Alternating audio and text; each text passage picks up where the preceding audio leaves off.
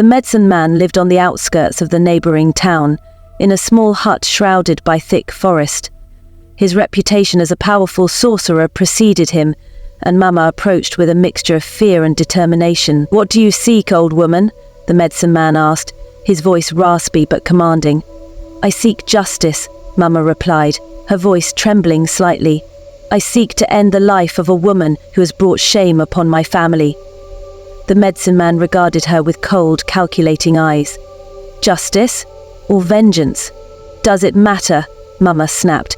"She has taken everything from me. I want her gone."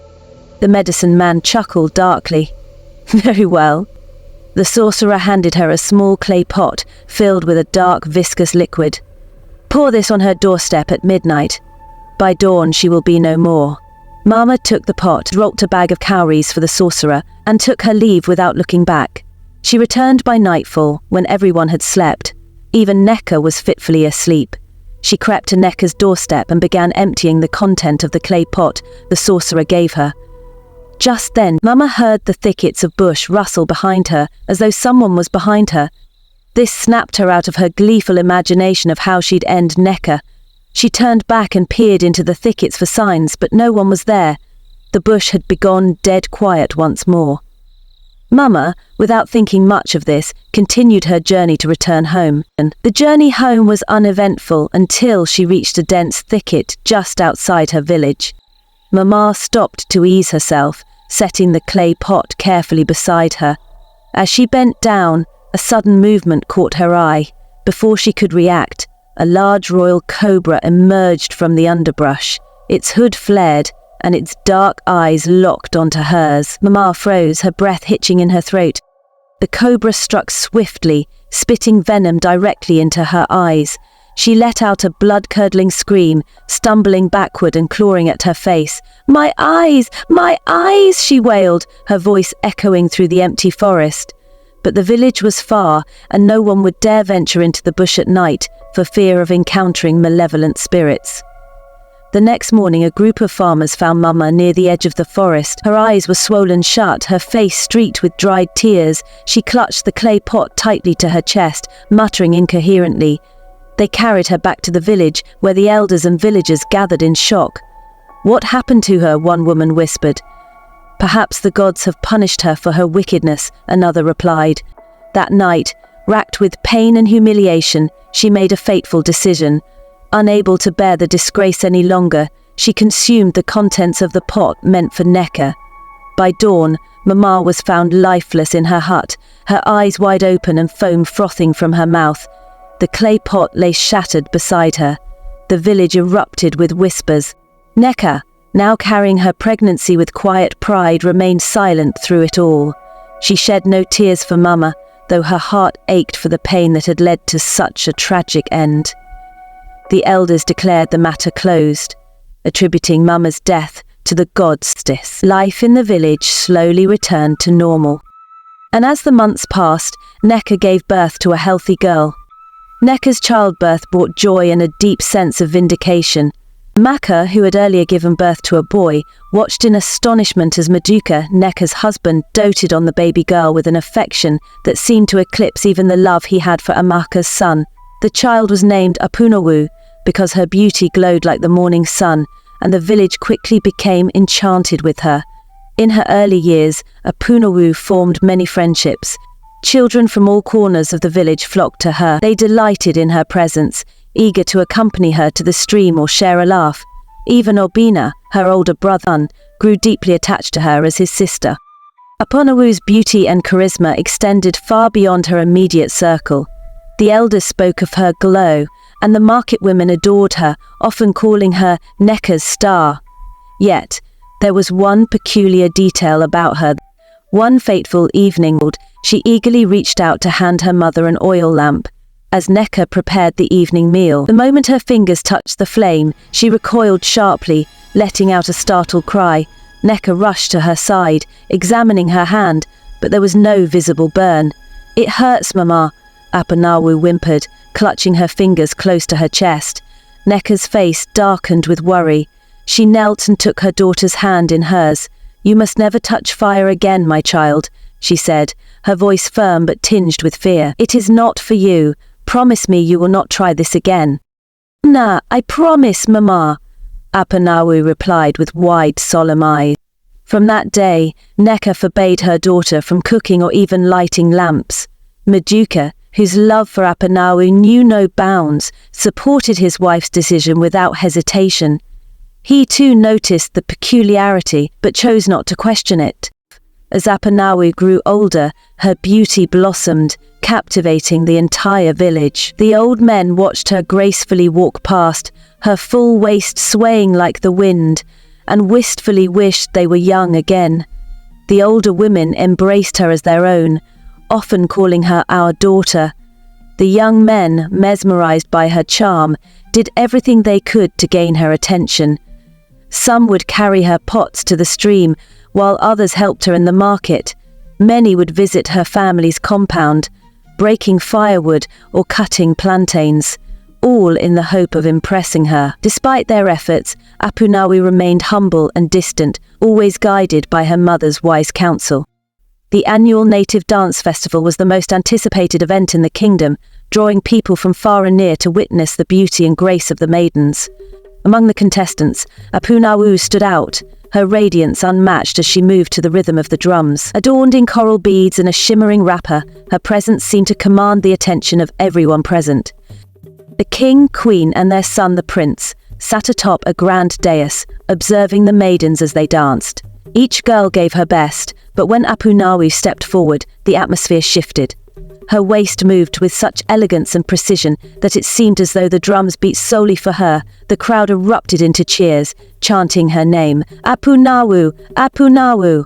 When the contest ended, it was no surprise that Apunawu was crowned the winner. The prince, captivated by her beauty and grace, could not hide his admiration. Turning to his parents, he declared, "This is the maiden I shall marry." The announcement sent waves of joy through the kingdom.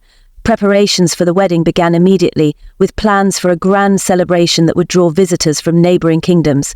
Apunawu became the pride of her community, and even those who envied her could not help but adore her. Maduka was especially proud. He would often call Apunawu to sit with him and discuss family matters, treating her as if she were a son. Neka too was filled with joy, though she remained watchful. Meanwhile, Amaka seethed with resentment. Her jealousy deepened with each passing day as she watched Apunawu bask in the love and attention of everyone, including her son. One morning, Maduka left to attend an age-grade meeting. Neka went to the market to gather supplies for the wedding, and Obina joined his friends on a hunting trip. The house was unusually quiet, and Amuka saw an opportunity to act. She called out to Apunawu, who was weaving a basket in the shade of a mango tree. "Apunawu, come here." "Yes, Mama Amaka," Apunawu replied, rising to her feet and approaching cautiously. "You are going to cook today."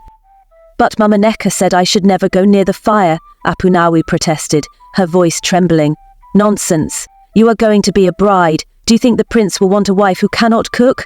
What will people say? Now come and stir this pot."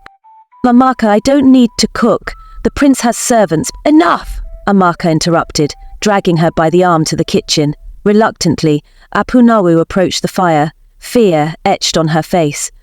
She tried to keep her distance, but Amaka pushed her closer, insisting she stirred the pot.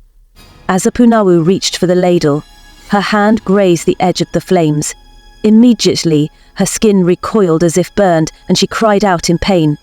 "Keep stirring," Amaka ordered, but then she noticed something horrifying.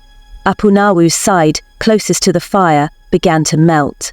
Her radiant skin turned to a molten wax-like substance, sliding off her body in thick droplets. Apunawu froze, her eyes wide with terror. "Mama Amaka, help me!" she cried. She fled from the kitchen, screaming, come and see what is happening." The villagers rushed to Amaka's cries, murmuring in confusion. By the time Neka returned from the market, a crowd had gathered outside Amaka's kitchen, whispering and pointing. "What is going on?" Neka demanded, pushing her way through the throng. Inside, she found her daughter on the ground, her once beautiful form melting into the earth. The air was thick with the smell of burnt oil and despair. "Who did this to you?" Neka cried, kneeling beside her daughter and cradling her head. Apunawu, her voice weak, whispered, "Mama Amaka, she made me cook." A wail erupted from Neka's throat, shaking the walls of the kitchen and silencing the crowd outside. She gathered the wet sand where her daughter had melted. Neka stood, her face streaked with tears, and walked toward the river. The villagers followed, pleading with her to stop, but she was deaf to their cries. At the riverbank, she turned to the crowd, her voice breaking. "I told you all that she should never go near the fire, but you would not listen. Now my child is gone, and I will not live without her." With the sand held tightly against her chest, Neka stepped into the river. The water swallowed her whole, leaving only ripples as a haunting reminder of her sorrow. Maduka returned home that evening, his heart full of anticipation and joy for his family. But when he arrived at the village, he was met with whispers and an overwhelming silence that gripped the air. He quickly learned that Neka had gone into the river, carrying the remains of his beloved daughter Apunawu with her. The villagers, too stunned to intervene, spoke in hushed voices about the calamity that had befallen their once prosperous family. Maduka's heart shattered as he pieced together what had happened. The love he had for his daughter, so pure and unshakable, was no more. In an instant he was alone. Truly alone. Meanwhile, Amaka had imagined a different outcome, a victory that would rid her of her rivalry with Neka, realized the weight of her actions. She had not anticipated this tragedy, nor the wrath of the gods. The grief and guilt were too much for her to bear. She fled the village, disappearing with her son Obina, never to be seen again. Anuda, broken and distraught, spent the days mourning, lost in a haze of sorrow. He wandered the empty house and fields, unable to find solace. The grief of losing both his daughter and his wife was unbearable, and in his heart he longed for the end of his days, as he saw no future without them. It was then that the elders of the village gathered. They sought the wisdom of the gods to understand the depth of the tragedy that had befallen Maduka and Neka's family. After much prayer and ritual, the chief priest, the mouthpiece of the gods, finally spoke. The priest's voice was low, resonating with the gravity of his words. "The child you loved, Apunawu, was not yours, Maduka," he said. "She was born of the union between Neka and a spirit from the waters, the Sea King. A powerful, ancient being who visits the earthly realm only on rare occasions." Maduka's world spun as he heard the truth he'd never imagined. The priest continued, revealing more about the supernatural origins of his family. "Neka is not merely a woman of this world, Maduka. She is the wife of the Sea King, a spirit who journeys between realms. Though she walked on earth, her true home is with him beneath the waters. She came here, drawn by her love for you, and for a time she lived among humans. The Sea King, however, did not consent to her union with you. He loved her too much to let her go, but he had to punish you. He severed your manhood, and it was not Neka who was barren, but you, Maduka. You touched the Sea King's wife, and for this, he rendered you impotent." Maduka's heart sank as the priest's words echoed in his mind. The truth of his impotence, and the cruel twist of fate that had robbed him of a family he thought he had created, was almost too much to bear. But there was more to come. The priest, his voice heavy with the weight of his revelation, continued. "Apunawu was born of the Sea King's nightly visits to Neka, a result of their spiritual union. And Neka herself was not lost to the river, as you think. She has merely returned to the Sea King, and her body will never be found. She has joined the spirits of the water. The reason your daughter was harmed, Maduka, is because of Amaka's betrayal. Amaka had Abuna with a lover, not you. She paraded him as your son, hoping to ruin you, to drive a wedge between you and Neka." Maduka's world, already shattered, now crumbled completely. With the priest's words heavy in his heart, Maduka left the gathering. Maduka, now a shadow of the man he once was, walked toward his farm, a broken man with no strength left in him. His once proud estate now felt like a prison. His heart was too full of grief to care for it any longer.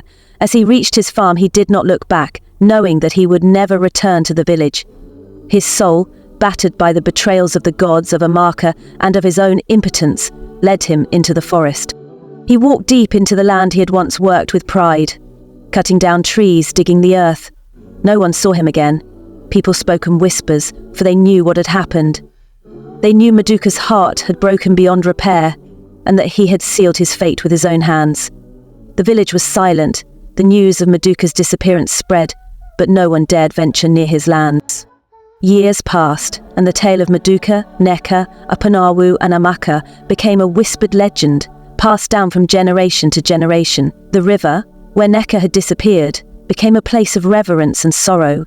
It was said that if one stood by the water long enough, they could hear the weeping of Apanawu and Neka, their voices carried by the river currents, forever mourning the life they had lost.